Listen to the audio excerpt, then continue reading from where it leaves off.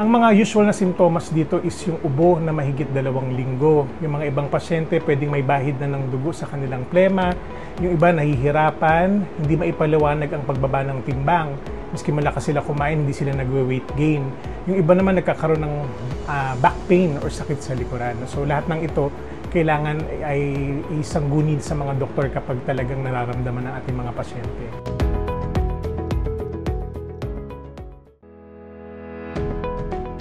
Ang pulmonary tuberculosis ay sakit sa baga na sanhi ng bacteria na tinatawag nating Mycobacterium tuberculosis. Usually ito ay lumalaganap or kumakalat sa pamamagitan ng hangin o tinatawag nating airborne. So kung ang pasyente na may TB ay umubo, bumahing o minsan miski magsalita, pwedeng siya ay nagkakalat ng TB kasi nadadala ng hangin yung mikrobyo na nakahibat dito.